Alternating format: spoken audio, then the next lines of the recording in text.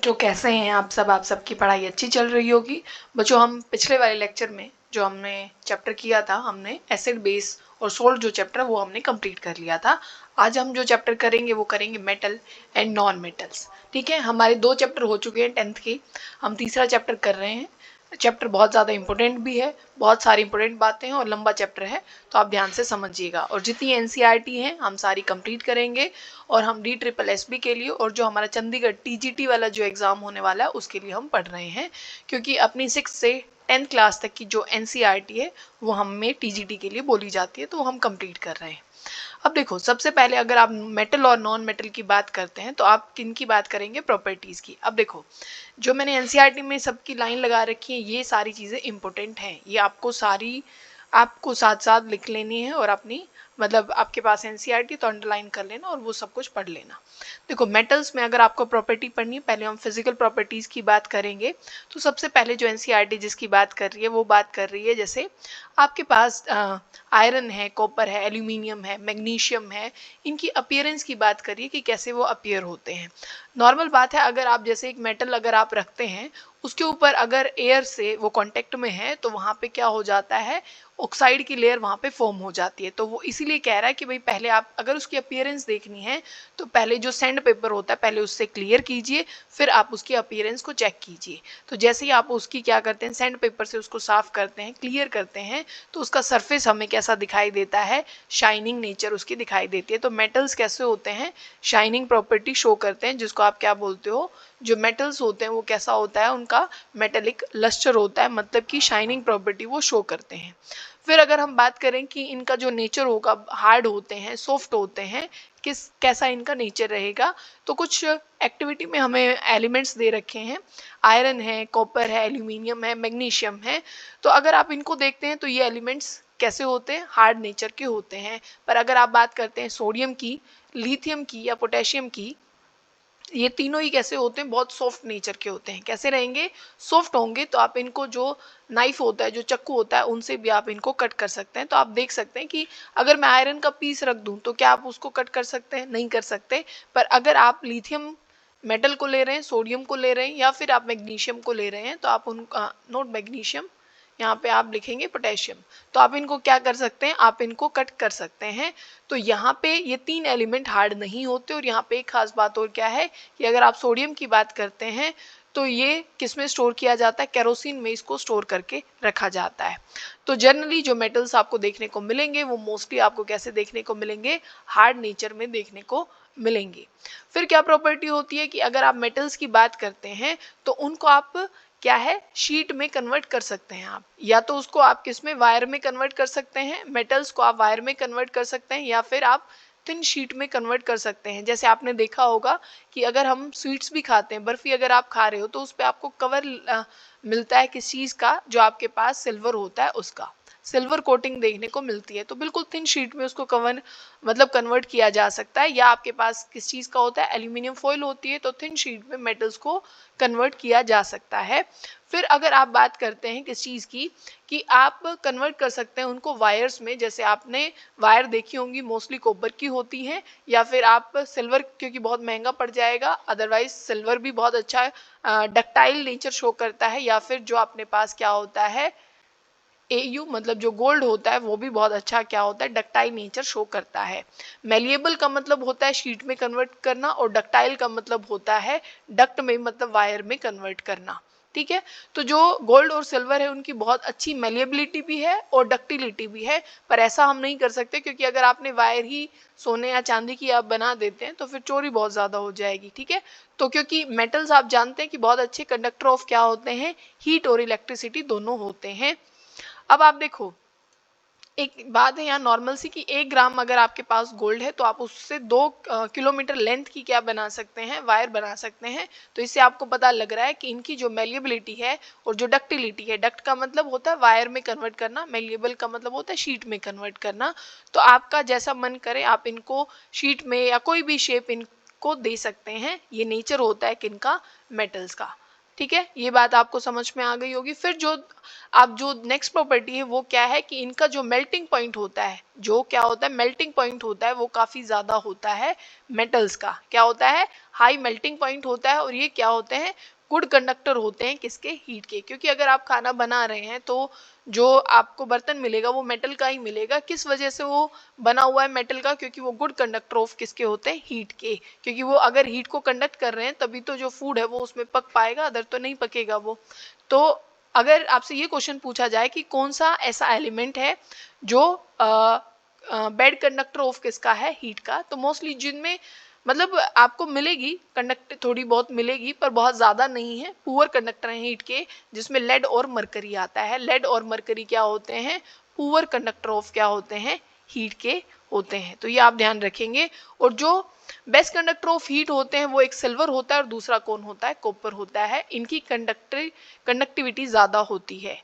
Electricity में भी इनकी ज्यादा ही होती है। फिर अगर आप इलेक्ट्रिसिटी की बात करते हैं तो एक क्वेश्चन यहाँ पे ये है कि जो आपके पास वायर्स होती हैं उनको एक प्लास्टिक के उससे कवर किया जाता है। देखा है ना आपने? वायर आप बिल्कुल ऐसे नहीं देखेंगे, उसके ऊपर एक कवर मिलता है जिसको आप किससे कवर्ड होता है? वो पीवीसी, जिसको बोलते हैं हम पॉलीविनाइल क्लोराइड। क्या बोलते हैं? एक रबर मटेरियल होता है जिसको पॉलीविनाइल क्लोराइड बोला जाता है। तो इससे वायर्स क्या होती हैं? कवर्ड होती हैं। क्योंकि ये गुड कंडक्टर ऑफ इलेक्ट्रिसिटी नहीं होता, तो जो अंदर वायर है उसके ऊपर हमने कोटिंग कर दी इस रबर की, ताकि जो इलेक्ट्रिसिटी है उसका जो करंट है भाई वो बाहर ना लगे किसी को। ठीक है। फिर अगर आप बात करें कि जो मेटल्स होते हैं, जैसे अपने स्कूलों में बेल बजाई जाती है तो वो मेटल की होती थी। क्योंकि मेटल्स की एक प्रॉपर्टी होती है जिसको आप बोलते हो सोनोरस, मतलब कि एक साउंड प्रोड्यूसिंग प्रॉपर्टी इनकी होती है, जिसको क्या बोला जाता है? सोनोरस बोला जाता है। फिर बात अगर हम करें किसकी? नॉन मेटल्स की। नॉन मेटल्स कैसे होते हैं? मोस्टली सॉलिड फॉर्म में आपको देखने को मिलेंगे, गैशियस फॉर्म में भी मिल जाएंगे। बस एक एलिमेंट ऐसा है जो कि लिक्विड फॉर्म में है, जो कि कौन है? ब्रोमीन। तो ये आपको ध्यान रखना है, ये एक्सेप्शन है कि ब्रोमीन जो होता है वो किस फॉर्म में होगा? लिक्विड फॉर्म में होगा। और रेडिश ब्राउन इसका कलर होता है। ये भी चीज आपको ध्यान रखनी है। फिर यहाँ पे जो एक्सेप्शन है वो आपको ध्यान रखने। मेटल्स मोस्टली कैसे होते हैं? सॉलिड होते हैं। बस मरकरी कैसा है? जो कि किस में प्रेजेंट होता है? वो लिक्विड में प्रेजेंट होता है रूम टेम्परेचर पे। तो ये भी चीज आप ध्यान रखेंगे। फिर क्या है कि इनका मेटल्स का मोस्टली का जो मेल्टिंग पॉइंट होता है या बॉइलिंग पॉइंट होता है वो काफी ज्यादा हाई होता है, मेल्टिंग ही बहुत ज्यादा हाई होता है। तो अब आप ये देखो कि दो मेटल ऐसे हैं, गैलियम और सीजियम, जो अगर आप अपने हाथ पे भी रखते हैं तो वो मेल्ट हो जाएंगे। तो ये दो एलिमेंट आपको ध्यान रखने हैं, गैलियम और सीजियम। इनका जो मेल्टिंग पॉइंट होता है वो बहुत कम होता है। फिर अगर आप बात करते हैं आयोडीन की, मोस्टली जो नॉन मेटल्स होते हैं बच्चे, नॉन मेटल जितने भी होते हैं उनमें किसी में शाइनिंग प्रॉपर्टी नहीं होती, मतलब कि वो लस्टरस नहीं होते हैं। क्या होते हैं? लस्टरस वो नहीं होते। बस आयोडीन एक ऐसा एलिमेंट है नॉन मेटल में जो कि लस्टरस होता है। ये वॉयलेट कलर के क्रिस्टल यहाँ पे होते हैं और ये सब्लिमेशन भी शो करता है। ये भी चीज आपको ध्यान रखनी है। मतलब ये सॉलिड से डायरेक्ट किस में कन्वर्ट हो जाता है? गैस में कन्वर्ट हो जाता है और ये लस्टरस होता है। और नॉन मेटल्स कोई भी सोनोरस नहीं होगा, मतलब साउंड प्रोड्यूस कोई भी नहीं करेगा, सिर्फ मेटल्स ऐसा करते हैं। फिर अगर आप नॉन मेटल की बात करते हैं तो non metal mostly soft nature में मिलते हैं, बहुत ज्यादा हार्ड नहीं होते। पर जो अपने अगर आप एनवायरनमेंट में अगर देखते हैं जो सबसे हार्ड मटेरियल है वो डायमंड है। सबसे ज्यादा क्या है? वो डायमंड है। पर डायमंड एक एलिमेंट नहीं है, पर वो कार्बन का एलोट्रोप है। क्या है? ये टर्म आपको ध्यान रखनी है, एलोट्रोप है ये कार्बन का। एलोट्रोप का मतलब होता है कि जहाँ पे फिजिकल जो प्रॉपर्टी होती है, क्या होती है? जो फिजिकल जो प्रॉपर्टी होगी वो तो डिफरेंट होगी, बट केमिकली वो क्या होंगे? केमिकली सेम होंगे। उन्हीं को आप क्या बोलते हैं? एलोट्रोप बोलते हैं। केमिकली सेम का मतलब है क्योंकि कार्बन जो है उसमें अगर आप डायमंड और जो ग्रेफाइट है वो एलोट्रोप होते हैं कार्बन के। अगर आप डायमंड की बात करते हैं तो वो भी कार्बन से ही बना है, और ग्रेफाइट की बात करते हैं तो वो भी कार्बन से बना है। पर दोनों का जो फिजिकल जो प्रॉपर्टी है वो दोनों की डिफरेंट है, बट केमिकली दोनों ही सेम है क्योंकि दोनों कार्बन से बने हुए हैं। तो इसको बोला जाता है एलोट्रोप। तो डायमंड जो है एलोट्रोप ऑफ किसका है? कार्बन का, जो कि बहुत बहुत ज्यादा हार्ड सब्सटेंस है, जिसका मेल्टिंग पॉइंट क्या है? बहुत ज्यादा हाई है। अगर आप ग्रेफाइट की बात करते हैं, क्योंकि वैसे तो जो नॉन मेटल्स होते हैं वो इलेक्ट्रिसिटी के कंडक्टर नहीं होते, बट जो ग्रेफाइट होता है वो गुड कंडक्टर ऑफ क्या होता है? इलेक्ट्रिसिटी होता है। ग्रेफाइट क्या होता है? गुड कंडक्टर ऑफ इलेक्ट्रिसिटी होता है। फिर अगर आप बात करते हैं, जो मैंने पहले ही आपको बता दिया था कि आपने जो मेटल्स होते हैं वो बहुत ज्यादा हार्ड होते हैं, पर कुछ मेटल्स ऐसे हैं जो बहुत ज्यादा ज़्यादा सॉफ्ट हैं, आप उनको कट भी कर सकते हैं, जैसे लिथियम है, सोडियम है और पोटेशियम है। इनकी जो डेंसिटी है वो भी काफ़ी लो है और इनका जो मेल्टिंग पॉइंट होता है वो भी काफ़ी कम होता है। फिर एक्टिविटी 3.8 में अगर आप बात करेंगे तो जो मैग्नीशियम जो रिबन है और सल्फर पाउडर है, इन दो चीज़ों के बारे में बात की गई है कि जब आप मैग्नीशियम रिबन को अगर क्या करते हैं, बर्न करते हैं, तो जो ऐश आपके पास मतलब जो आई है, मतलब जो जली हुई जो चीज़ बच जाती है, अगर आप उसको वाटर में डिसॉल्व कर रहे हैं, देखो मैग्नीशियम को अगर आप बर्न कर रहे हैं, क्योंकि ऑक्सीजन की प्रेजेंस में बर्निंग होती है, तो बन जाएगा मैग्नीशियम ऑक्साइड। ठीक है, मैग्नीशियम ऑक्साइड को पानी में डिसॉल्व कर दीजिए। ठीक है, क्योंकि आप देखो एक बात आप बेसिक ध्यान रखना, मैंने एसिड बेस में भी आपको समझाया था कि मेटल्स के जो ऑक्साइड होते हैं, मेटल्स के ऑक्साइड बेसिक नेचर के होते हैं, और जो अपना नॉन मेटल के जो ऑक्साइड होते हैं, नॉन मेटल के ऑक्साइड जो होंगे वो एसिडिक नेचर के होते हैं। तो यही प्रॉपर्टी हमसे यहाँ पूछी जाएगी। आपसे क्या पूछा जा रहा है कि इसमें आपको क्या करना है, लिटमस पेपर डिप करना है। ठीक है, रेड लिटमस पेपर लेके जाइए, ये ब्लू कलर में चेंज हो जाएगा क्योंकि ये बेस है। ठीक है, सेम चीज आपको SO2 के साथ करनी है। SO2 पाउडर को अगर आप पानी में डिसॉल्व कर रहे हैं, तो मैंने बताया था ना, SO2 को अगर आप पानी में डिसॉल्व कर रहे हैं तो यहाँ पे इस तरीके से आप फॉर्मेशन करते हैं H2SO4 की। वैसे प्रोसेस बिल्कुल डिफरेंट है H2SO4 बनाने का। तो ये जो SO2 है नॉन मेटल का ऑक्साइड है, और ये अगर आप यहाँ पे ब्लू लिटमस पेपर लेके जा रहे हैं तो ये किस में कन्वर्ट हो जाएगा, रेड लिटमस पेपर में कन्वर्ट कर देगा। मतलब इसका नेचर कैसा है, इसका नेचर है यहाँ पे एसिडिक। ठीक है, अगर आप ये देखें कि नॉन मेटल्स जो होते हैं, जैसे ये लाइन यहाँ पे भी लिखी गई है, नॉन मेटल्स वो क्या है, एसिडिक ऑक्साइड बनाते हैं अगर आप उसको पानी में डिसॉल्व कर रहे हैं, और जो मेटल्स हैं वो अपना बेसिक जो ऑक्साइड है वो बनाते हैं। ठीक है, फिर बात की जा रही है केमिकल प्रॉपर्टीज मेटल्स की। हमें क्या पढ़नी है, केमिकल प्रॉपर्टी। अब ये रिएक्शन हमने पहले भी पढ़ ली थी कि अगर आपके पास क्या है, मैग्नीशियम जो है, मैग्नीशियम की रिबन है, अगर आप इसको बर्न करते हैं तो यहाँ पे वो डेजलिंग साउंड के साथ क्या होता है, बर्न होता है। और इसकी फ्लेम आपको ध्यान रखनी है कि मैग्नीशियम किस फ्लेम के साथ बर्न होता है, तो मैग्नीशियम जो वाइट फ्लेम होती है उसके साथ बर्न होता है। और उसके मैग्नीशियम बर्न होने के बाद जो आपके पास जो ऐश बच जाती है उसका कलर आपको पता होना चाहिए, MgO जो बन जाता है इसका कलर वाइट होता है। तो दोनों बात आप ध्यान रखेंगे, वाइट फ्लेम के साथ मैग्नीशियम बर्न होता है। सेम एल्यूमिनियम भी जो है वो भी थोड़ा सिल्वर वाइट की फ्लेम में मतलब वो बर्न होगा, और यहाँ पे मैग्नीशियम की ऐश का कलर भी आपको ध्यान रखना है। ठीक है, फिर हम जो केमिकल प्रॉपर्टी हम उसकी बात कर रहे हैं कि जो मेटल्स हैं वो अगर ऑक्सीजन के साथ रिएक्ट करते हैं, अगर जो मेटल्स हैं जैसे कॉपर लिया गया है, अगर ऑक्सीजन के साथ रिएक्ट करोगे तो यहाँ पे क्या बन जाएगा, कॉपर ऑक्साइड बन जाएगा। और जो कॉपर ऑक्साइड है, कॉपर ऑक्साइड CuO, यहाँ पे कॉपर की वैलेंसी 2 है, तो इसका जो कलर है यहाँ पे वो कैसा है, ये ब्लैक कलर का ऑक्साइड है। मतलब कॉपर ऑक्साइड का कलर यहाँ पे कैसा है, ब्लैक कलर का है।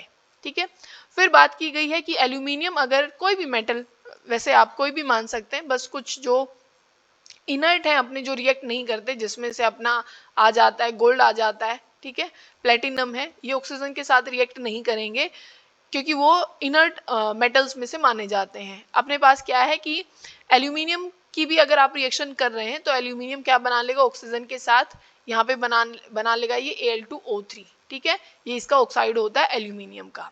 ठीक है, फिर अगर आप बात करें कि कुछ एलिमेंट्स, जैसे अभी तो मैंने आपको बताया था कि मेटल्स जितने भी हैं, मेटल्स के जो ऑक्साइड होंगे या फिर मेटल्स के हाइड्रोक्साइड होंगे, ऑक्साइड या तो हाइड्रोक्साइड, वो बेसिक नेचर के होते हैं। पर कई एलिमेंट्स ऐसे हैं हमारे पास, मतलब कई मेटल्स ऐसे हैं हमारे पास जो कि कैसा नेचर शो करते हैं, वो एम्फोटेरिक नेचर शो करते हैं। कैसा शो करेंगे, ये ध्यान रखेंगे इस वर्ड को आप, एम्फोटेरिक बिहेवियर वो शो करेंगे। एम्फोटेरिक का मतलब होता है वो ऑक्साइड एसिडिक नेचर भी शो करेगा और वो बेसिक नेचर भी शो करेगा। एम्फो का मतलब होता है बोथ, मतलब दोनों नेचर वो शो करने वाला है, एसिडिक भी और बेसिक भी। जैसे एल्यूमिनियम का यहाँ पे एग्जांपल लिया गया है, यही काम जिंक का ऑक्साइड भी करता है। ये सेम चीज, मतलब वो एम्फोटेरिक होता है। कौन, एल्यूमिनियम भी होता है एम्फोटेरिक और जिंक भी एम्फोटेरिक होता है। जिंक का ऑक्साइड एम्फोटेरिक ऑक्साइड और एल्यूमिनियम का भी।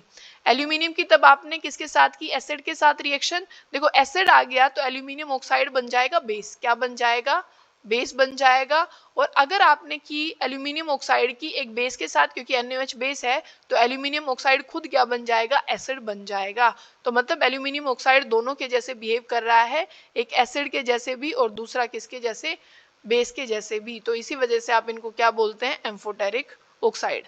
तो ये आप ध्यान रखेंगे कि एम्फोटेरिक ऑक्साइड का एग्जाम्पल आपको ध्यान रखना है, जिंक का है, एल्यूमिनियम का है, और जो अपना टिन और लेड है वो भी बिहेव करते हैं एज अ एम्फोटेरिक ऑक्साइड के। अब देखो एल्यूमिनियम की HCl के साथ आपने की तो यहाँ पे AlCl3 बन गया और यहाँ से पानी रिलीज हो गया है, क्योंकि तब भी आप एसिड बेस रिएक्शन करते हैं तो पानी बाहर रिलीज होता है और उसको आप न्यूट्रलाइजेशन रिएक्शन बोलते हैं।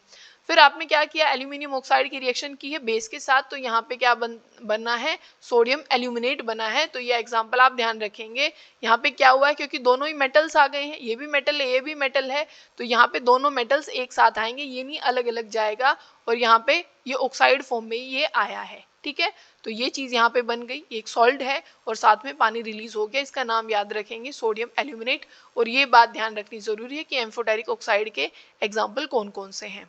अब कुछ क्या है कि हमारे पास कई मेटल के ऑक्साइड ऐसे हैं जो पानी में सॉल्युबल नहीं होते, पर कई ऐसे ऑक्साइड्स हैं जो कि सॉल्युबल होते हैं, जिनको आप क्या बोलते हैं, एल्कलीज बोलते हैं। ठीक है, मतलब बेस तो बहुत जितने मेटल हैं उनके ऑक्साइड बेसिक होंगे, पर जो पानी में सॉल्युबल होते हैं उनको आप एल्कलीज बोलते हैं, ये आप ध्यान रखेंगे। जिसमें अपने पास कौन है, अपने पास ये अपना सोडियम भी आएगा, पोटेशियम भी आएगा, और ये दोनों आप रिएक्शन याद रखेंगे कि Na2O है। जैसे इस ऑक्साइड की आप रिएक्शन पानी के साथ करते हैं तो वहां पे क्या बन जाता है, हाइड्रोक्साइड बन जाएगा। अगर आप मेटल की रिएक्शन ऑक्सीजन के साथ करते हैं तो ऑक्साइड बनता है, और अगर ऑक्साइड की रिएक्शन पानी के साथ करते हैं तो हाइड्रोक्साइड बन जाता है। ठीक है, फिर आपको पता होना चाहिए कि रिएक्टिविटी जो होती है मेटल्स की वो पानी के साथ किस तरीके से होती है। या जैसे हम बात कर रहे थे कि भाई जो सोडियम और जो पोटेशियम है वो पानी के साथ बहुत जल्दी से रिएक्ट कर जाते हैं, और ये जल्दी से जो फायर है उसको कैच कर लेते हैं। आपको पता है कि मैंने पहले भी बात की थी कि भाई जो सोडियम है उसको आप केरोसिन में क्या कर रखते हो, स्टोर, ताकि वो जो ऑक्सीजन है उसके कांटेक्ट में ना आए। ठीक है, इसी वजह से ऐसा किया जाता है। अब फिर अगर आप देखो तो ये लाइन मैंने पहले अंडरलाइन कर रखी है कि यहाँ पे आप किसमें इसको केरोसिन में डिप करके रखते हो। ठीक है, फिर मैग्नीशियम और ये जितने जो एलिमेंट है, अपना एल्यूमिनियम है, जिंक है, लेड है, ये इतने ज़्यादा, मतलब आप ये नहीं कहेंगे कि बहुत ज़्यादा रिएक्टिव नहीं है कि ये फायर को कैच कर लेंगे या कहीं पे कोई धमाका कर सकते हैं, ये ऐसे नहीं है। पर दो एलिमेंट है अपना सोडियम और पोटेशियम और लिथियम भी, ये काफ़ी ज़्यादा रिएक्टिव होते हैं। ठीक है, फिर यहाँ पे ये बात की गई है कि भाई अपने पास जो मेटल्स होते हैं वो क्या कर लेते हैं अपने ऊपर, जैसे मेटल यहाँ पे रखा गया है, आयरन है, यहाँ पे मैग्नीशियम है, तो इनके ऊपर क्या बन जाती है, ऑक्साइड की लेयर बन जाती है। ठीक है, ऊपर क्या मिलेगी, ऑक्साइड की लेयर बन जाती है। कई ऐसे हैं जो बिल्कुल प्रोटेक्टिव लेयर बना लेते हैं, मतलब फर्दर वो ऑक्सीजन के साथ वो ऐसी रिएक्टिविटी, क्योंकि एक बार अगर ऑक्साइड की लेयर बन गई, ये मेटल है, यहाँ पे ऑक्साइड की लेयर बन गई, तो वो इस मेटल के लिए एक प्रोटेक्शन का काम करेंगे, एक शील्ड का काम करेंगे कि फर्दर मेटल को रिएक्ट नहीं होने देंगे ऑक्सीजन के साथ। ठीक है, ये सेम काम जैसे मैग्नीशियम में होता है, एल्यूमिनियम में भी होता है। एल्यूमिनियम की ऑक्साइड लेयर भी एक प्रोटेक्टिव लेयर के जैसे काम करती है। तो इसका एग्जांपल, ये टॉपिक बहुत ज़्यादा इंपॉर्टेंट है तो ये आपको पता होना चाहिए। यहाँ पे क्या है, एनोडाइजिंग प्रोसेस आप इसको बोलते हैं। क्या बोलते हैं, एनोडाइजिंग। एनोडाइजिंग का मतलब है कि यहाँ पे आप एल्यूमिनियम को एज अ एनोड के जैसे बिहेव कराते हैं। क्या बनाते हैं, एनोड के। हम दो इलेक्ट्रोलिसिस तब आप करते हैं तब आपके पास दो ही इलेक्ट्रोड होते हैं, एक तो क्या होता है, एनोड होता है, एक आपके पास कैथोड होता है। तो आपने यहाँ पे क्या बनाया है, तब आप इलेक्ट्रोलिसिस करते हैं H2SO4 की, तो वहां पे आपने एल्यूमिनियम को बना लिया एनोड। ठीक है, मान लीजिए यहाँ पे है ये H2SO4 है, पानी भी है यहाँ पे, और यहाँ पे आपने क्या बना लिया, ये एनोड इसको बनाया, और यहाँ पे है कैथोड। ठीक है, अब यहाँ पे क्या होने वाला है, इसी को एनोडाइजिंग बोलते हैं कि हमने उसको एनोड बनाया। पूरा प्रोसेस अब देखिए क्या होगा इसमें, कि तब भी यहाँ क्या होता है कि आयनाइजेशन होगी किसकी, ये आयन में टूट जाएगा, H पॉजिटिव हो जाएगा, SO4 2 नेगेटिव में ये ब्रेक डाउन हो जाएगा। अब यहाँ पे पानी भी ब्रेक डाउन होगा क्योंकि पानी भी है यहाँ पे, तो सेम चीज H पॉजिटिव और OH नेगेटिव में। अब एक बात ध्यान से समझिएगा, यहाँ एक्चुअल में होता क्या है, क्योंकि देखो मैंने आपको पहले लेक्चर में भी समझाया था कि एनोड पे हमेशा एनायन ही रिलीज होता है, एनोड पे हमेशा एनायन और कैथोड पे हमेशा कैटायन। मतलब कि अगर आप कैथोड की बात करते हैं तो इस तरफ मूव करेगा H पॉजिटिव आयन, और अगर आप किसकी बात करते हैं इस एनोड की, तो इस तरफ जाएगा OH नेगेटिव आयन। क्योंकि SO4 बच्चे कोई कंपाउंड नहीं बना सकता, क्योंकि सल्फर यहाँ अपनी मैक्सिमम ऑक्सीडेशन स्टेट में है। अगर आप SO4 की बात करते हैं तो वो देखो SO4 जो है, और यहाँ इसके ऊपर 2 नेगेटिव आयन। जो सल्फर है वो अपनी मैक्सिमम ऑक्सीडेशन स्टेट में, देखो 4 अगर यहाँ पे ऑक्सीजन है, क्योंकि एक ऑक्सीजन की जो ऑक्सीडेशन स्टेट होती है वो -2 होती है, आप सिंपल H2SO4 ही मान लीजिए इसमें, ठीक है, क्योंकि 2 H गए हैं तभी यहाँ पे 2 नेगेटिव आया होगा। यहाँ पे अगर टोटल हम 4 ऑक्सीजन की ऑक्सीडेशन स्टेट बता दें तो यहाँ पे कितनी हो जाएगी, -8 हो जाएगी। हाइड्रोजन ने कितनी शो की होगी, +2। तो अब ये देखो, अगर मुझे इसको न्यूट्रलाइज करना है तो सल्फर को कितनी ऑक्सीडेशन स्टेट शो करनी पड़ेगी, +6 मतलब ये 6 इलेक्ट्रॉन दे चुका है और 6 इलेक्ट्रॉन से ज्यादा सल्फर इलेक्ट्रॉन अब नहीं दे सकता, मतलब अब ये एनोड के पास जाने का इसके पास कोई ऑप्शन नहीं है। तो जो सल्फर है मतलब SO4 जो है वो एनोड के पास नहीं जाएगा। कौन जाएगा, सिर्फ एक ही ऑप्शन हमारे पास बचा हुआ है कि कौन यहाँ चला जाएगा, OH नेगेटिव आयन चला जाएगा। एनोड पे कौन चला जाएगा, OH negative ion. OH negative ion भी कितने जाते हैं, 4 जाते हैं। अब देखो इस बात को ध्यान से देखना, जैसे मैंने पहले भी शायद आपको बताया था OH नेगेटिव है। अब यहाँ सिंपल बात क्या है कि देखो एक पानी का मॉलिक्यूल बाहर निकला और एक पानी का मॉलिक्यूल और बाहर निकाल दीजिए, एक ऑक्सीजन ये बचा, एक ऑक्सीजन ये, तो ऑक्सीजन गैस एनोड पे रिलीज हो जाती है। क्या रिलीज हो जाती है, ये एनोड है इधर, और ये किस चीज से बनी हुई थी, एल्यूमिनियम से, और यहाँ कैथोड बना रखी थी, तो यहाँ पे ऑक्सीजन गैस रिलीज होती है इस एनोड पे।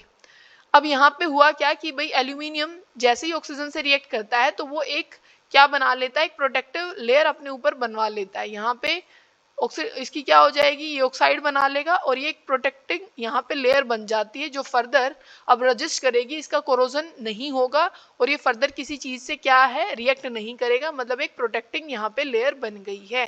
तो यही था एनोडाइजिंग जो मैंने बताया, तब इलेक्ट्रोलिसिस ऑफ H2SO4 करते हो, वहां पे एल्यूमिनियम एज एनोड बिहेव कर रही थी और वहां पे ऑक्सीजन गैस रिलीज हुई और वहां एक ऑक्साइड की लेयर बन गई और अब वो एक बिल्कुल तैयार मटेरियल हमारे पास हो जाएगा क्योंकि एल्यूमिनियम पे ऑक्सीजन रिएक्ट की, ठीक है।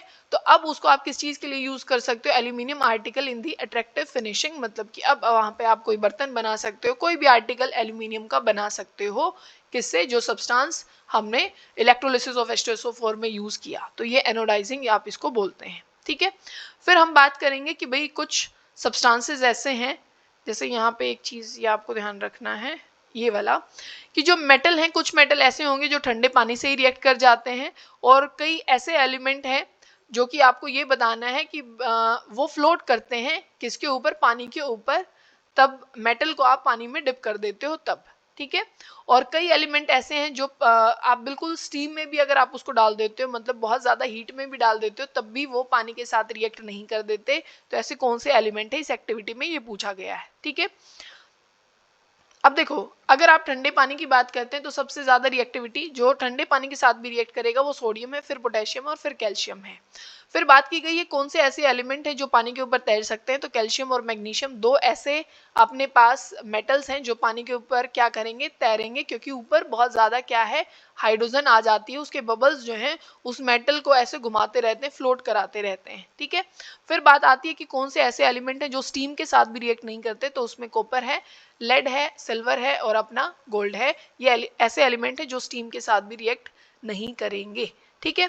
फिर बात हम कर रहे हैं कि मेटल्स को अगर आप पानी के साथ रिएक्ट करा रहे हैं, तो हमने ये पहली बात की थी कि भाई जो अपने पास सोडियम और पोटेशियम है वो ठंडे पानी के साथ भी रिएक्ट करने वाले हैं और ये जो रिएक्शन होगी वो हाईली एक्सोथर्मिक रिएक्शन होगी, मतलब बहुत ज्यादा हीट यहाँ से रिलीज होने वाली है। अब देखो अगर आप पोटेशियम की रिएक्शन कर रहे हैं पानी के साथ तो आपको पता है कि वो हाइड्रोक्साइड बनाएगा, ठीक है, क्योंकि रिएक्टिविटी बहुत ज्यादा है। पोटेशियम की रिएक्शन आपने की पानी के साथ तो इसने क्या बना लिया, अपना हाइड्रोक्साइड बना लिया और यहाँ से बहुत ज्यादा हीट रिलीज हुई है। तभी मैंने कहा कि अगर आप जो पोटेशियम है या अपना सोडियम है उसको पानी के कनेक्शन में या ऑक्सीजन के कनेक्शन में लाते हो तो ये हाईली एक्सोथर्मिक रिएक्शन होती है, बहुत ज्यादा हीट यहाँ से रिलीज होती है, ठीक है। तो इसीलिए खतरनाक हो सकता है कि फ्रीली आप इसकी मतलब ऐसे रिएक्शन कराना या इसको ओपनली उसमें आप रख दें, तो इसको स्टोर करने का भी मतलब एक प्रॉपर तरीका है जिसमें हमने बात की कि केरोसिन में इसको स्टोर किया जाता है।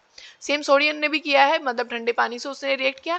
ठंडे पानी से हम ये कहना चाह रहे हैं कि भाई उनको ज्यादा देखो हीट की रिक्वायरमेंट भी नहीं है, वो बिल्कुल ठंडे पानी में जो कि ज्यादा हीट भी नहीं दे रहा रिएक्शन करने के लिए, वहां भी ये इतनी जल्दी रिएक्ट कर जाते हैं और इतनी ज्यादा एनर्जी बाहर निकालते हैं, ठीक है।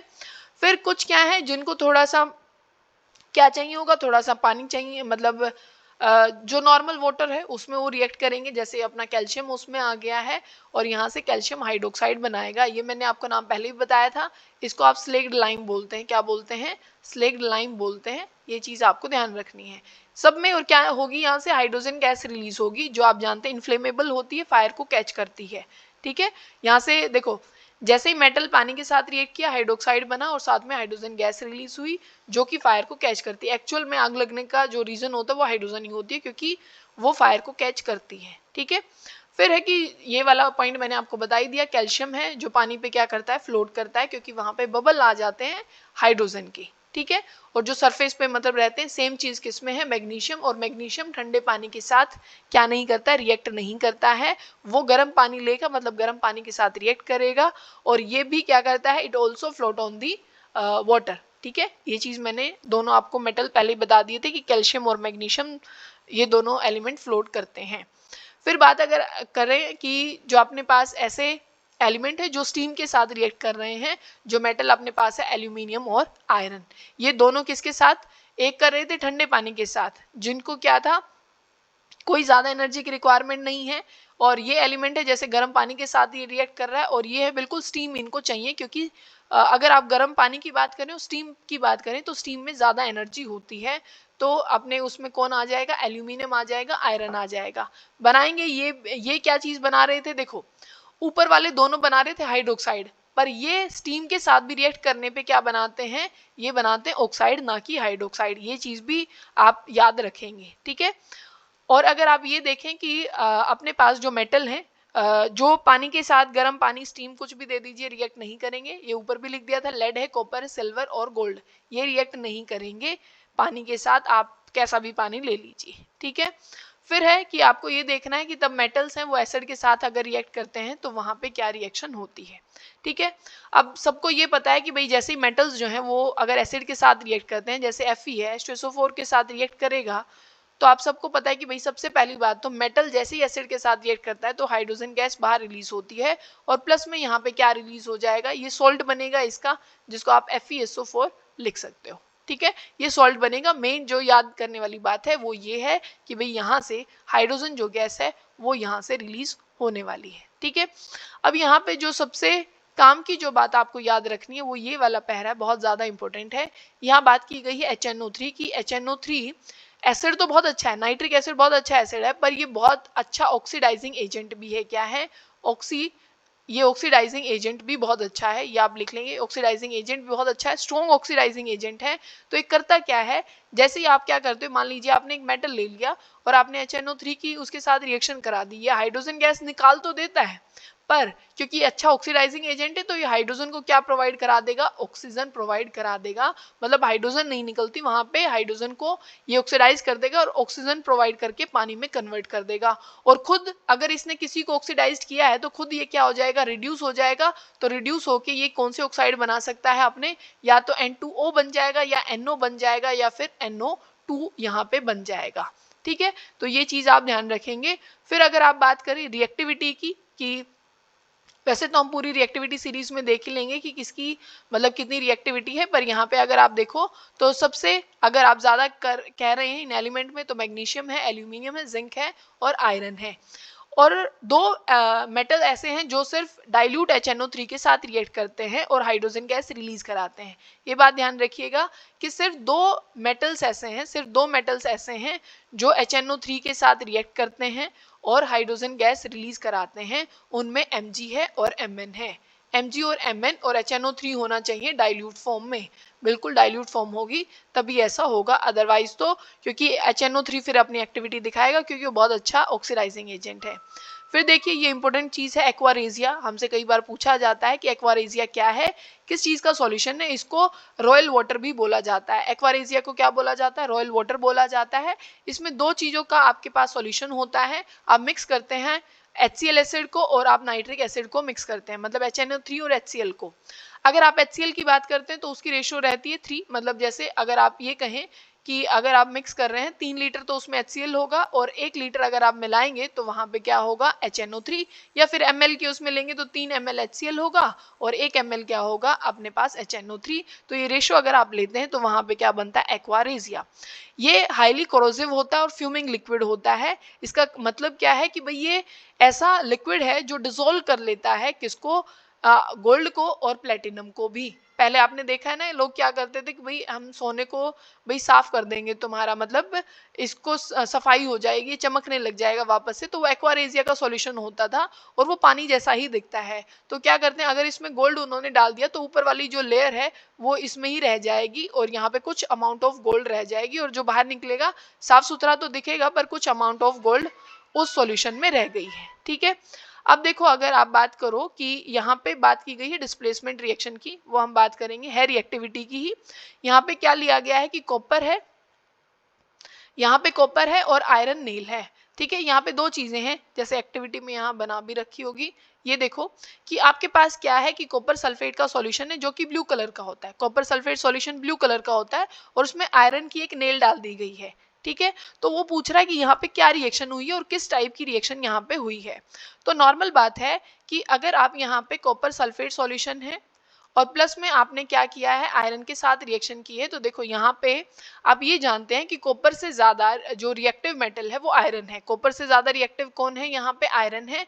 तो कॉपर को ये डिस्प्लेस कर देगा, तो रिएक्शन कौन सी, डिस्प्लेसमेंट, तो बन जाएगा FeSO4 और प्लस में क्या निकल जाएगा, कॉपर। तो अब क्या आप देखेंगे कि जो सॉल्यूशन पहले ब्लू था अब वो धीरे धीरे कैसा होना शुरू हो जाएगा, थोड़ा सा ग्रीन कलर वहां पे आना शुरू हो जाएगा। ठीक है, तो ये चीज आपको ध्यान रखनी है कि भाई कैसे कलर चेंज हो रहा है और ये रिएक्शन किस तरीके की है। सारा खेल जो है वो है रिएक्टिविटी का कि कौन किसको डिस्प्लेस कर सकता है। तो एनसीईआरटी यही बता रही है हमें आगे कि आपको रिएक्टिविटी सीरीज याद होनी चाहिए कि सबसे ज्यादा रिएक्टिव आपकी एनसीईआरटी के हिसाब से बाद में देखोगे तो बदल जाएगी, पर अभी अपनी एनसीईआरटी में 10 तक यही है कि पहले पोटेशियम है, फिर अपने पास कौन होगा, सोडियम होगा, फिर अपने पास कैल्शियम है, मैग्नीशियम है, एल्यूमिनियम है, जिंक पे। अभी देखो ये क्यों आपको याद करनी जरूरी है, क्योंकि कई बार रिएक्टिविटी पे ही क्वेश्चन पूछ लिया जाता है। वो आपको ऑर्डर लिख के दे देगा कि उसने लिख दिया कि भाई सोडियम, फिर लिख दिया है कैल्शियम और फिर लिख दिया है मैग्नीशियम और लास्ट में लिख दिया उसने पोटेशियम। तो क्या ये ऑर्डर है कि दूसरा ऑर्डर है? तो इस बेसिस पे आपको ये जो रिएक्टिविटी सीरीज का जो ऑर्डर है वो आपको याद होना चाहिए। यहाँ से कई बार एक नंबर में क्वेश्चन पूछ लिया गया है। ठीक है, तो आपको ये सीरीज जो है वो याद होनी चाहिए। फिर अगर आप देखो जो नेक्स्ट है कि जो मेटल और नॉन मेटल वो एक दूसरे के साथ कैसे रिएक्ट करते हैं या कैसे वो प्रोडक्ट बनते हैं। अब नॉर्मल चीज जो होती है हमारे पास, आपने बहुत बार पढ़ा होगा आयनिक और कोवलेंट कंपाउंड। क्या है, आयनिक और कोवलेंट कंपाउंड। यहाँ पे हमारे से बात की गई है आयनिक की, और जो कोवलेंट है वो कार्बोनेट्स कंपाउंड में हम पढ़ेंगे बहुत अच्छे से। यहाँ पे आयनिक कंपाउंड को हम पढ़ते हैं। आयनिक का मतलब क्या होता है, जैसे तब भी एक मेटल एक नॉन मेटल के साथ रिएक्ट करता है, एक मेटल एक नॉन मेटल के साथ तब रिएक्ट करता है तो आयनिक बॉन्ड बनता है। वहां पे क्या बनता है, आयनिक बॉन्ड। अब देखो मान लीजिए NaCl आपको बनाना है, तो आपको ये बात पता है कि Na तो एक मेटल है और अगर आप क्लोरीन की बात करते हैं तो वो एक नॉन मेटल है। अब इनमें जो कंपाउंड बना होगा या जो बॉन्ड बना होगा वो आयनिक बॉन्ड बना होगा। कैसा बॉन्ड बना होगा, आयनिक बॉन्ड। अब आपको ये देखना है कि वो कैसे बना होगा, वो बात समझने की है। सोडियम आप जानते हैं कि 281 होती है इसकी कॉन्फ़िगरेशन। ठीक है, ये क्या कर सकता है, एक इलेक्ट्रॉन डोनेट कर सकता है। और अगर आप क्लोरीन की बात करते हैं तो वो होता है 287, इसको एक इलेक्ट्रॉन की जरूरत है। तो सोडियम क्या करता है, कंप्लीट ट्रांसफर ऑफ अपना एक इलेक्ट्रॉन कर देता है और क्लोरीन उसको एक्सेप्ट कर लेता है।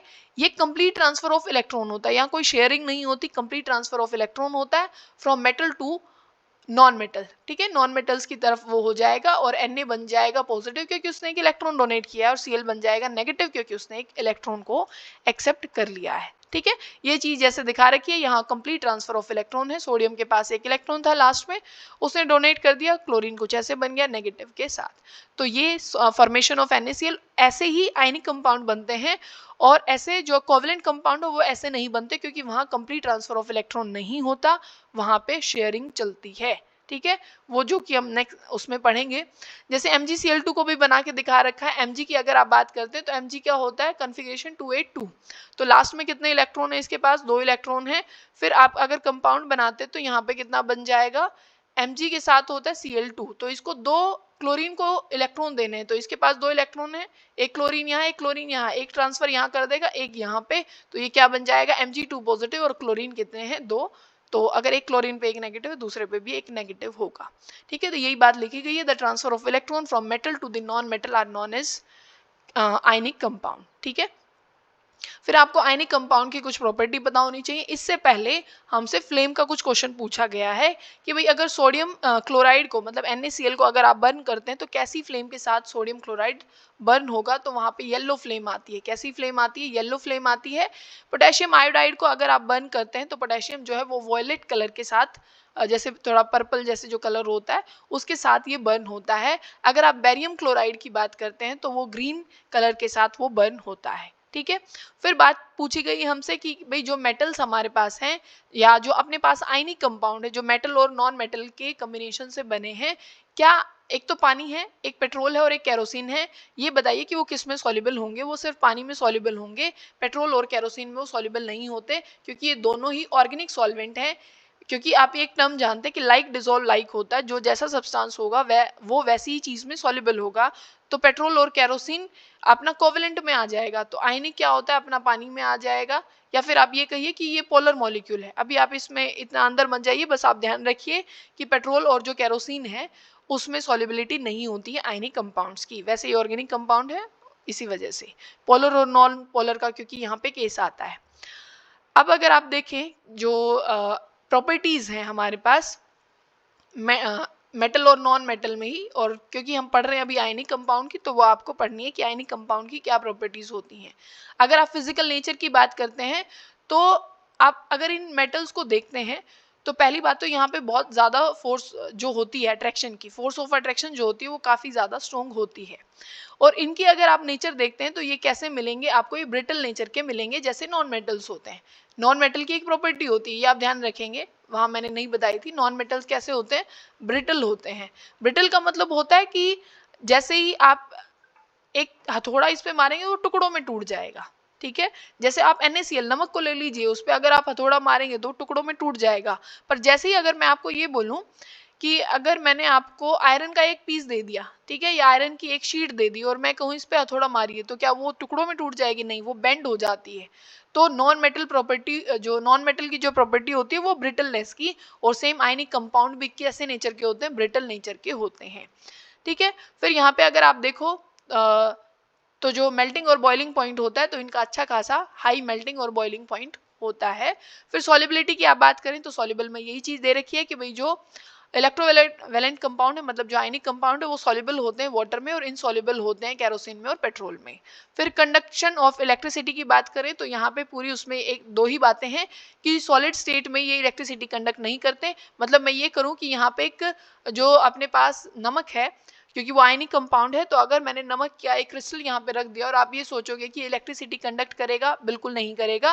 पर ये मोल्टन स्टेट में मतलब तब आप इसको मेल्ट कर देते हैं, आयंस में ब्रेक डाउन हो जाएगा, तब ये क्या करेगा? इलेक्ट्रिसिटी कंडक्ट करेगा।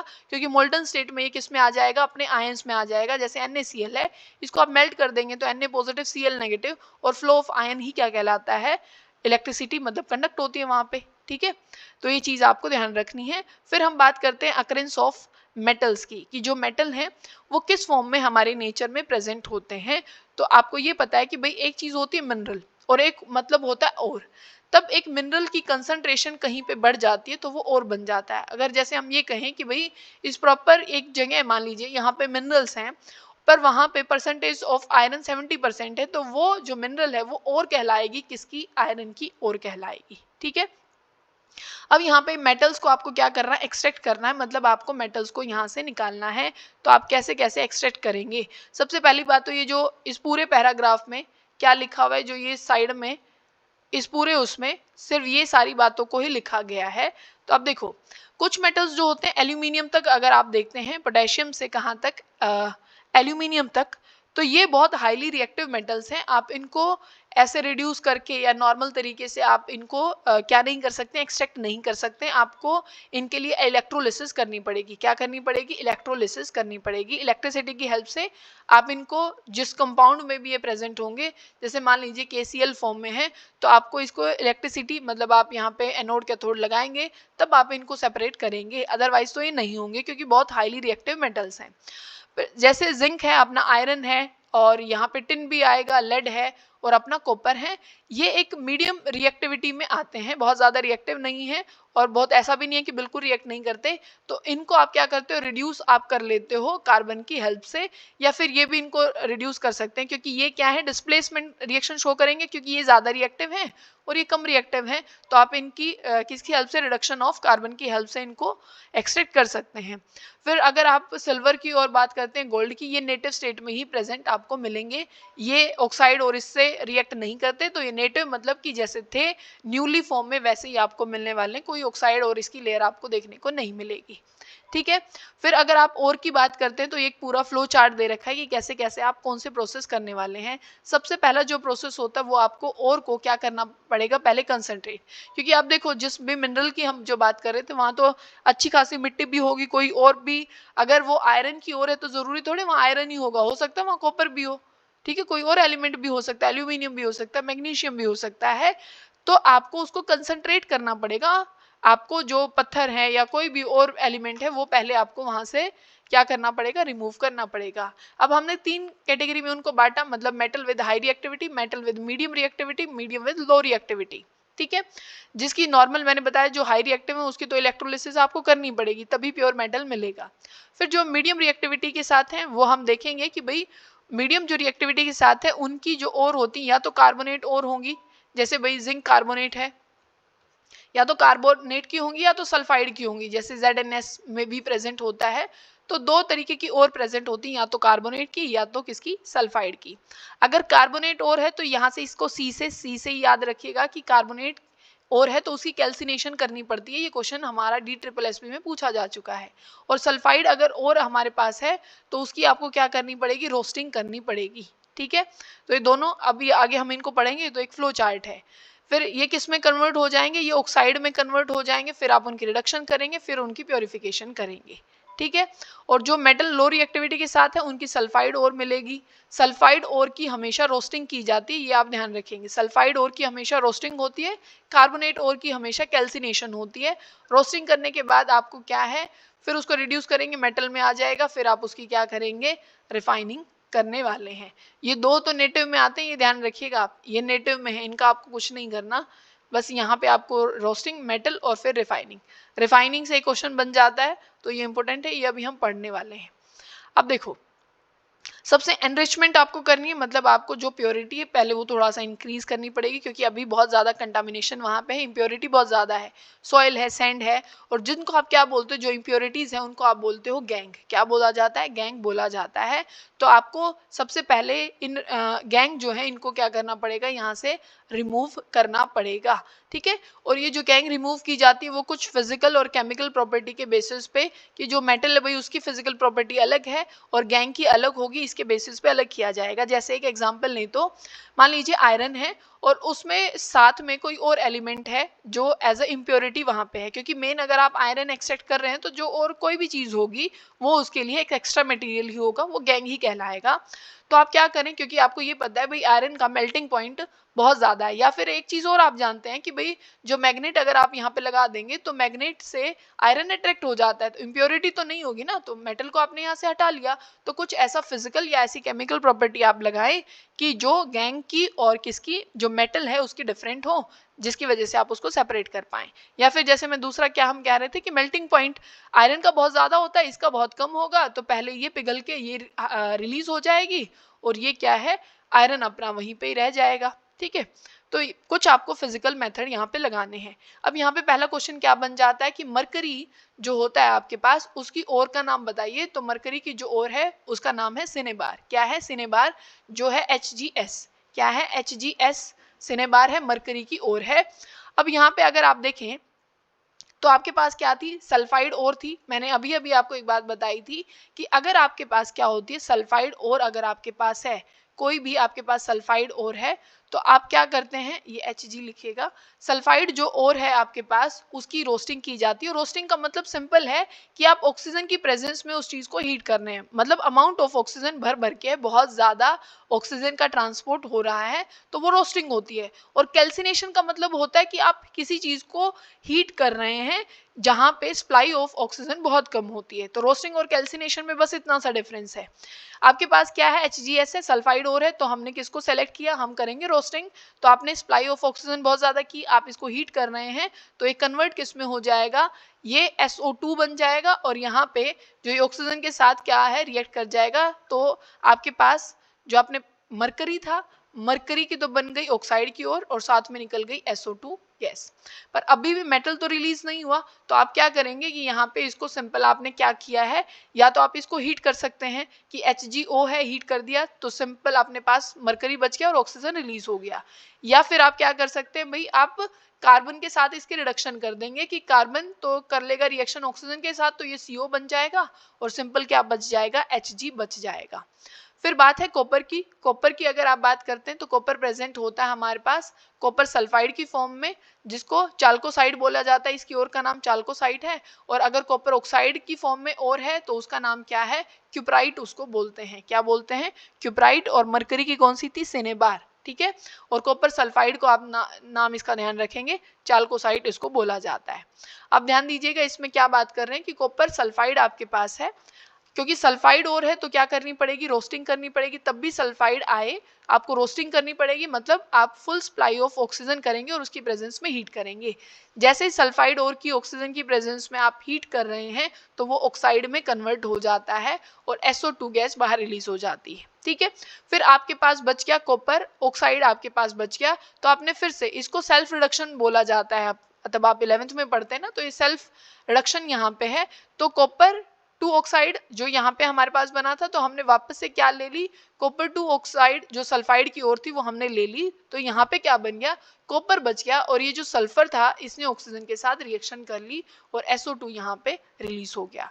तो यहाँ पे ये इंपॉर्टेंट है और जो चाल्कोसाइड है ये इंपॉर्टेंट है, दोनों के नाम आपको याद रखने हैं। और रोस्टिंग में क्या होता है और कैल्सिनेशन में क्या होता है, क्योंकि रिएक्शन लिख के दे देंगे वो आपसे ये पूछ लेंगे कि भाई ये कैल्सिनेशन रिएक्शन है कि रोस्टिंग रिएक्शन है। अगर ऑक्सीजन लिखा गया है, हीट लिखा गया है, तो और सल्फाइड और है तो वो 100% कौन सी रिएक्शन कहलाएगी, रोस्टिंग।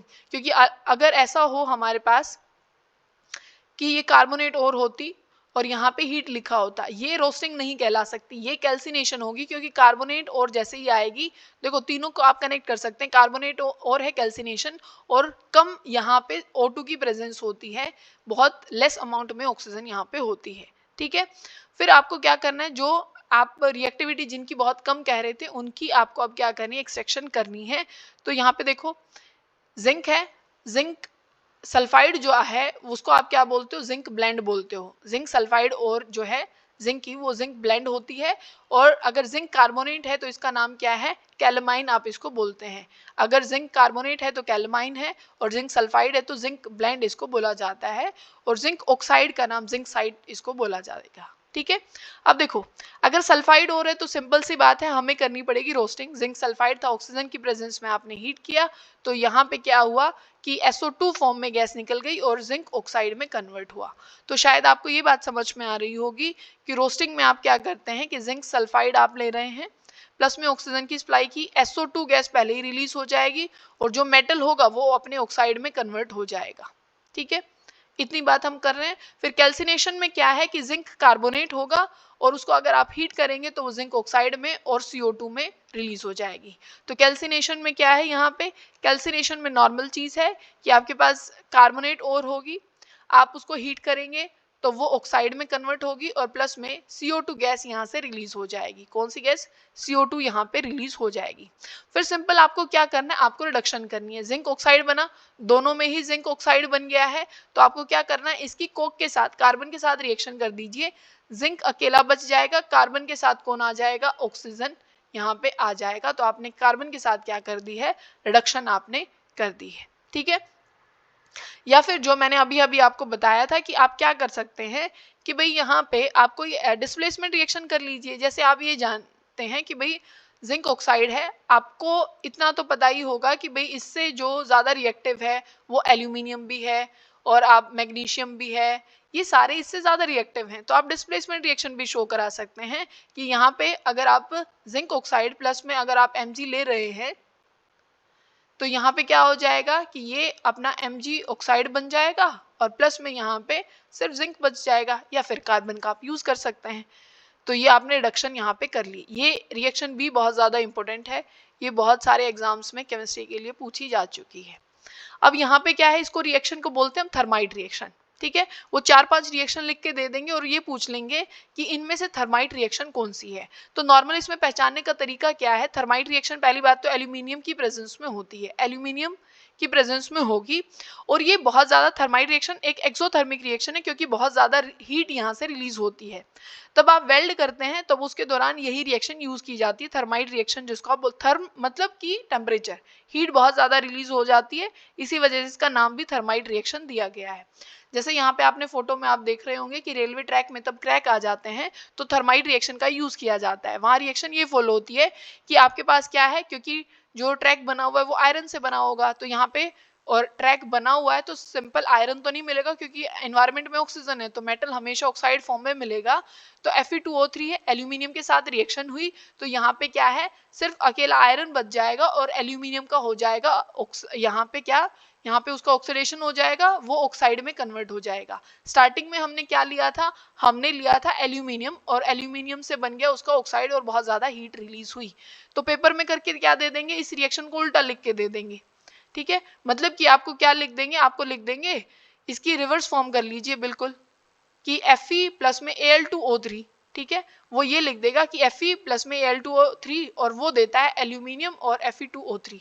ऐसा तो नहीं हो सकता, क्योंकि थर्माइट रिएक्शन में क्या है कि एल्यूमिनियम अपने ऑक्साइड में कन्वर्ट होता है।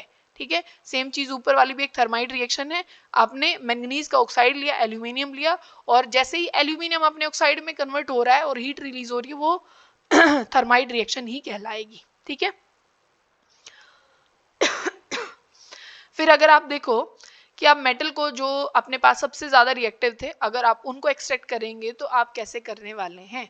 मान लीजिए आपके पास NaCl है, या आप MgCl2 भी मान सकते हैं, जो आपका मन करे वो आप मान लीजिए, पर आप एक बारी इस प्रोसेस को ज़रूर ध्यान से देखेंगे। आपने क्या किया, यहाँ पे आपने एनोड लगा दिया, लेफ्ट साइड हमेशा एनोड लगाई जाती है, मतलब ये नोटेशन है अपनी केमिस्ट्री की, कई जगह अपनी NCERT ने यहाँ पे उल्टा कर रखा। वैसे अब देखो यहाँ पे क्या था, हमने NaCl लिया, क्या लिया है हमने NaCl, और यहाँ पे किसमें, पानी में डिसॉल्व कर रखा है। ठीक है, अब क्या करोगे, एनोड पे रिएक्शन होगी। एक बात शायद आपको याद हो गई होगी कि एनोड पे हमेशा एनायन होगा, कैथोड पे हमेशा कैटायन होगा। NaCl को ब्रेक डाउन कर लीजिए, NaCl किस में ब्रेक डाउन हो जाएगा, Na पॉजिटिव प्लस में Cl नेगेटिव। अब सिंपल सी बात है कि इनमें से कैटायन आप सबको पता ही है, कैटायन सोडियम है, और जो अपना Cl नेगेटिव है वो एनायन है। एनायन किसकी तरफ मूव करेगा, एनोड की तरफ।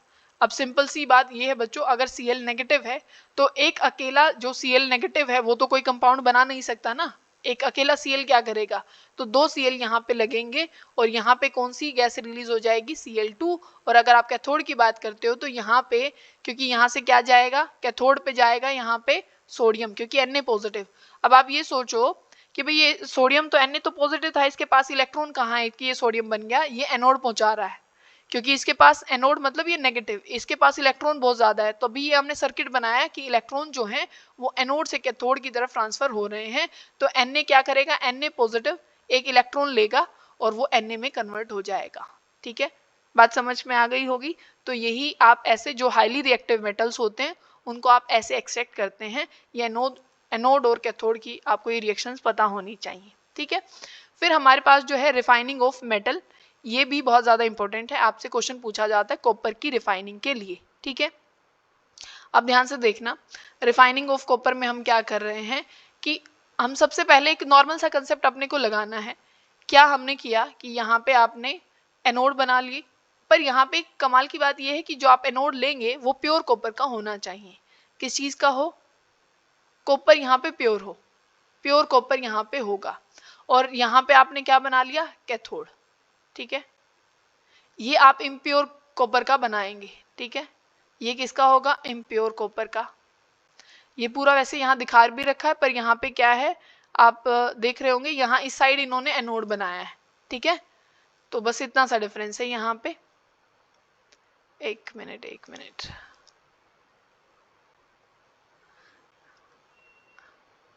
एक काम करना, यहाँ पे फिर से आप ये इसको बनाइए कि यहाँ क्या किया हमने कि सॉल्यूशन, और यहाँ पे लेंगे आप सॉल्यूशन, जो लेंगे वो कॉपर सल्फेट का लेंगे। जो सॉल्यूशन होगा वो कॉपर सल्फेट आप यहाँ पे ऐड करेंगे, पानी तो होगा ही।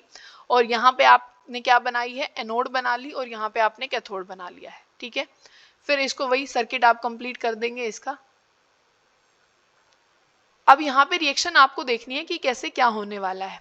देखो हमारा कंसेप्ट नॉर्मल सा इतना है, रिफाइनिंग का मतलब होता है कि आपको जो मेटल आपके पास है उससे रिफाइन करके आपको प्योरेस्ट फॉर्म ऑफ वहाँ पे मेटल चाहिए होगी। ठीक है, अब यहाँ पे आपने क्या किया, जो यहाँ से थोड़ा सा उल्टा, मतलब मैंने उल्टा बोल दिया था उधर, कि आपको जो इम्प्योर जो मेटल होगा उसको तो आपने क्या बना देना है, एनोड बना देना इधर, कि यहाँ पे जो कॉपर होगा वो इम्प्योर होगा।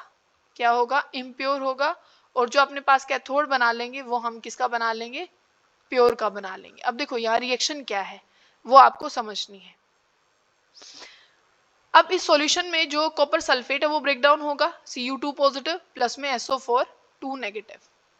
अब मैंने आपको पहले भी समझाया था कि भाई SO4 तो जो है वो तो अपना एनोड की तरफ जा नहीं सकता है, नहीं जा सकता, क्योंकि सल्फर अपनी मैक्सिमम ऑक्सीडेशन स्टेट में है, और इलेक्ट्रॉन कैसे देगा जाके, क्योंकि एनोड पे तो जो जाएगा उसको तो इलेक्ट्रॉन डोनेट करने पड़ेंगे। तो सल्फर की तो हिम्मत ही नहीं है, क्योंकि वो तो +6 में है, उसके अलावा तो वो इलेक्ट्रॉन डोनेट कर ही नहीं सकता। क्योंकि अब मैक्सिमम आप क्या बोल सकते हो, उसके पास यही इलेक्ट्रॉन होते हैं लास्ट में, 6 के 6 डोनेट कर चुका है, इससे ज्यादा नहीं देगा, तो एनोड पे तो वो नहीं जाएगा। ठीक है, तो SO4 का तो हो गया कट कि वो एनोड पे नहीं जा रहा। तो आपको यही बात समझनी है कि एनोड पे कौन जा रहा है या कौन आ रहा है, क्या वहां पे होगा एक्चुअल में। ठीक है, अब आप बात देखिएगा क्या हुआ कि कॉपर सल्फेट टूटा Cu2 पॉजिटिव। तो इतना तो समझ में आ गया भाई, Cu2 पॉजिटिव है, यहाँ पे ये प्योर कॉपर था, Cu2 पॉजिटिव, ये कैटायन है तो कैथोड की तरफ मूव हो जाएगा। ये किसकी तरफ जाएगा, कैथोड की तरफ। पर अब बात समझने वाली ये है कि भाई ये तो 2 पॉजिटिव है, इसको इलेक्ट्रॉन कौन देने वाला है। तो वही बात हम सॉल्व कर रहे हैं कि यहाँ पे जो ये एनोड बना रखी थी वो हमने बना रखी थी इम्प्योर कॉपर की। तो एक्चुअल में होता क्या है कि ये इम्प्योर कॉपर ब्रेक डाउन होना शुरू हो जाता है और वो सॉल्यूशन में आना स्टार्ट हो जाता है। क्या है, वो सॉल्यूशन में आना स्टार्ट हो जाएगा, और वो किस में है, कॉपर। ऐसे कॉपर था क्योंकि यहाँ पे कॉपर प्रेजेंट होगा, कॉपर क्या होगा, ब्रेक डाउन होगा, Cu2 पॉजिटिव फॉर्म में आएगा, अपने 2 इलेक्ट्रॉन यहाँ से लॉस कर देगा, और ये जो 2 इलेक्ट्रॉन यहाँ इसने छोड़े हैं वो किसकी तरफ चले जाएंगे, वो चले जाएंगे कैथोड की तरफ। और जो कैथोड के पास जो 2 इलेक्ट्रॉन आए हैं वो ये कॉपर 2 पॉजिटिव ले लेगा और कॉपर की फॉर्म में यहाँ डिपॉजिट होना शुरू हो जाएगा। आपको समय के साथ क्या चेंज देखने को मिलेगा कि जो एनोड है वो तो हो जाएगी पतली, और जो ये अपने पास कैथोड है ये क्या है, इस पे डिपॉजिट होना शुरू हो जाएगा कॉपर। ठीक है, तो इसी प्रोसेस को आप क्या बोलते हो, इलेक्ट्रोलिटिक रिफाइनिंग आप बोलते हो, जो कि आपने कॉपर की है। अब यहाँ पे एक चीज, एक वर्डिंग और आती है जिसको आप एनोड मड बोलते हो, कि एनोड के नीचे ना कुछ आपकी इंप्योरिटीज ऐड होना शुरू हो जाती हैं। पर कमाल की बात क्या है कि ये इंप्योरिटी भी किसकी होती है, गोल्ड की होती है। तो एनोड मड यहाँ पे बहुत काम का होता है, क्योंकि कई बार कॉपर में जो इम्प्योरिटी होती है, कॉपर में साथ में गोल्ड प्रेजेंट होता है, कई बार सिल्वर प्रेजेंट होता है, तो ये इम्प्योरिटी भी बहुत काम की है। तो एनोड के नीचे एनोड मड होती है जिसमें आप सिल्वर और गोल्ड को पाएंगे।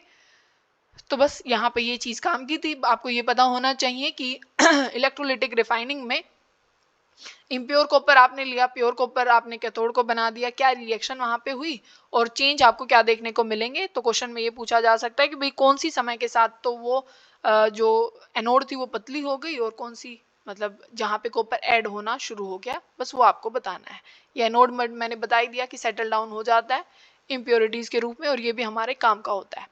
फिर बात है हमारे पास कोरोजन की। कोरोजन क्या होता है, आपको ये पता है कि मेटल्स जो हैं कि भाई वो इन्वायरमेंट में अगर हैं तो ऑक्सीजन भी है और बहुत सारी गैसेज हैं, वो उसके साथ क्या करती हैं, रिएक्ट करती हैं, और मेटल्स जो हैं वो कोरोड हो जाते हैं, मतलब वो खराब होना शुरू हो जाते हैं। आयरन का तो बहुत अच्छा एग्जाम्पल है हमारे पास कि आयरन जैसे ऑक्सीजन का साथ रिएक्ट करता है, और आयरन को दोनों चीजें चाहिए, पानी भी चाहिए, उसको रस्ट, उसका जंग लगने के लिए ऑक्सीजन भी चाहिए और साथ में पानी भी चाहिए। अकेला ऑक्सीजन नहीं कर सकता है रस्टिंग, अकेला पानी भी रस्टिंग नहीं कर सकता है। और दोनों तब आप मतलब आयरन, जैसे एक आयरन की कोई भी चीज आपके छत पे पड़ी हुई है तो वहाँ ऑक्सीजन भी है और कुछ वहाँ पे क्योंकि बारिश आ गई तो पानी भी वहाँ पे आपको मिलेगा, तो दोनों की प्रेजेंस में उस पर जंग लगेगा जो कि बन जाएगा Fe2O3। ठीक है, तो ये रस्ट मतलब जो मेटल्स का स्पेशली नाम दिया गया है आयरन को, क्योंकि वहाँ बहुत ज्यादा वो चीजें खराब होती हैं तो उसको नाम दिया गया है corrosion of iron is called rusting. ठीक है, अब देखो अगर आप सिल्वर की बात करते हैं तो सिल्वर पे ऑक्साइड नहीं होता, उस पे सल्फर रिएक्ट करता है। ये बात ध्यान रखेंगे कि सिल्वर पे ऑक्सीजन एक्ट ना करके सल्फर एक्ट करता है, सिल्वर सल्फाइड बनता है जो कि ब्लैक कलर की एक लेयर बन जाती है किसके ऊपर, सिल्वर के ऊपर। देखो सिल्वर तब आता है तब तो बहुत चमक होती है, समय के साथ वो थोड़ा ब्लैक हो जाता है, तो वो सल्फर की वजह से ही ऐसा होता है। फिर अगर आप बात करते हैं तो ये क्वेश्चन बहुत बार पूछा गया है कॉपर वाला, कि कॉपर के जो कोरोजन के बाद जो फॉर्मूला बनता है कॉपर का, जो कोरोजन होके जो फॉर्मूला आपके पास आया है उसका आप क्या बता दीजिए, फॉर्मूला बता दीजिए, और वो किस कलर का होगा वो बता दीजिए।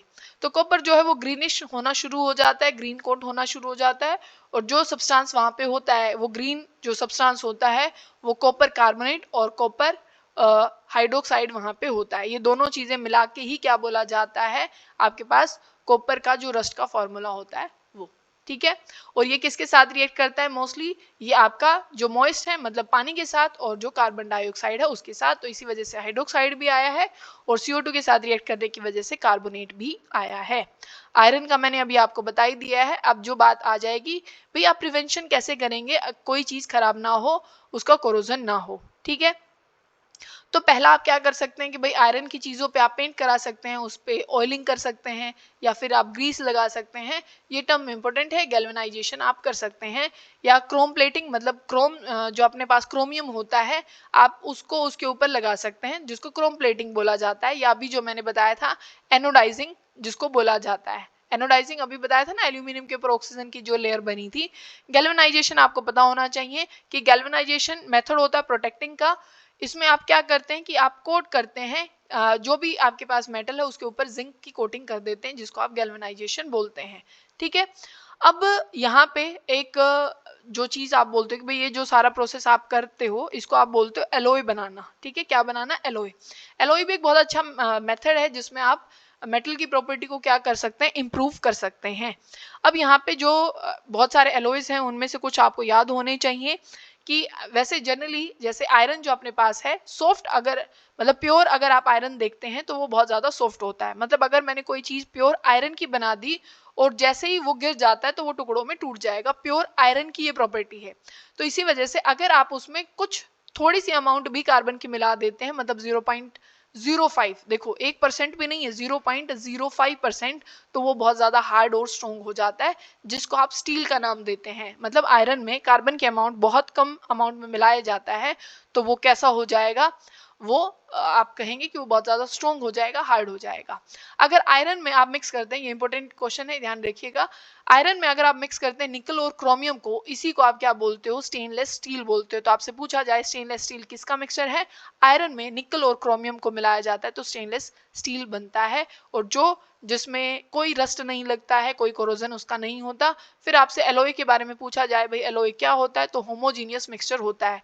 एलोय हेट्रोजीनियस नहीं है, ध्यान रखेंगे, होमोजीनियस मिक्सचर होता है। किसका, टू मेटल हो सकते हैं, मेटल नॉन मेटल हो सकते हैं, ये भी चीज आपको ध्यान रखनी है। फिर आपको ये पता होना चाहिए कि भाई जो गोल्ड होता है उसकी भी अपनी अपनी प्योरिटी होती है, 24 कैरेट में भी होता है, 22 कैरेट में भी होता है।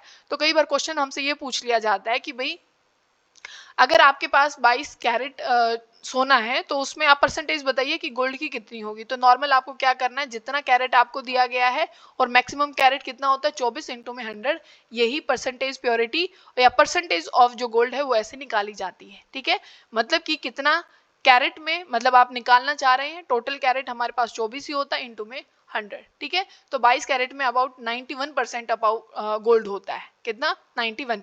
अच्छा जो बच गया वो क्या होता है फिर, मतलब कि अगर हम ये कह रहे हैं कि भाई 22 कैरेट में सिर्फ 91% है, जो गोल्ड होता है, तो बचा हुई क्या चीज है, तो उसमें या तो कॉपर मिलेगा या तो क्या मिलेगा, सिल्वर मिलेगा। मतलब कि आप गोल्ड का भी एलॉय बनाते हैं जिसमें कॉपर और सिल्वर के साथ आप उसकी फॉर्मेशन कराते हैं एलॉय की। ठीक है, अब यहाँ पे आपको ये पता होना चाहिए कि मरकरी का जो एलॉय होता है उसका नाम एमलगम होता है। क्या है, एमलगम आप मरकरी के एलॉय को बोलते हैं। अब यहाँ पे क्या है कि जो प्रॉपर्टी है कि electric conductivity and melting point of alloy is less than the pure metal, ये काम की बात है। ठीक है, एलॉय की आपको 4 प्रॉपर्टी दे देंगे कि भाई होमोजीनियस है कि हेट्रोजीनियस है, कि वो उसका मेल्टिंग पॉइंट बॉइलिंग पॉइंट क्या हो जाता है, इलेक्ट्रिक कंडक्टिविटी। देखो मेल्टिंग पॉइंट भी और इलेक्ट्रिक कंडक्टिविटी दोनों चीजें प्योर मेटल से कम हो जाती हैं एलॉय में। ठीक है, फिर आपसे पूछा जाता है भाई ब्रास किसका मिक्सचर होता है, ब्रास जो होता है वो एलॉय है कॉपर का और किसका, जिंक का। कॉपर और जिंक को मिलाते हो तो ब्रास बनता है, और कॉपर और टिन को मिलाते हो तो ब्रोंज बन जाता है। कॉपर और टिन को मिलाते हो तो क्या बन जाएगा, ब्रोंज। और ये भी इलेक्ट्रिसिटी के अच्छे कंडक्टर नहीं होते, कंडक्टर नहीं मिलेंगे ये आपको। ठीक है, फिर आपसे पूछा जाता है जो सोल्डर है वो किसका है, टिन और लेड को 50-50% मिलाते हैं तो ये क्या हो जाता है, ये सोल्डर कहलाता है, और इसका मेल्टिंग पॉइंट जो होगा वो काफी कम होगा। जो वेल्डिंग इलेक्ट्रिक वायर्स जो होती हैं उसके लिए यूज किया जाता है, और एमलगम का यूज किया जाता है जैसे जिसके दांत खराब हो जाते हैं तो टिथ फिलिंग में एमलगम का यूज किया जाता है सोडियम के साथ। मतलब आप सोडियम भी मिलेगा, मरकरी मिलेगा। ठीक है, तो यहाँ पे जो चैप्टर है अपना वो वैसे खत्म हो गया है। बस ये आयरन पिलर वाली जो बात है आप वो पढ़ सकते हैं भाई, कुतुब मीनार के वहां पे है ये आयरन पिलर, और इसकी जो हाइट है वो 8 मीटर के आसपास है, वेट जो है वो 6 टन के आसपास है। और ये भी एक बहुत अच्छा एग्जांपल है किसका, एलॉय का। फिर वही बात है कि भाई ये इतने सालों से बाहर है और फिर भी इस पे कोई भी रस्ट या कोई कोरोजन इसका नहीं हुआ है। तो बस सिंपल सी प्रॉपर्टी यहाँ पे है। तो यहाँ जो चैप्टर है वो खत्म हो जाता है। फिर नेक्स्ट चैप्टर जो हम करेंगे वो करेंगे कार्बन एंड इट्स कंपाउंड।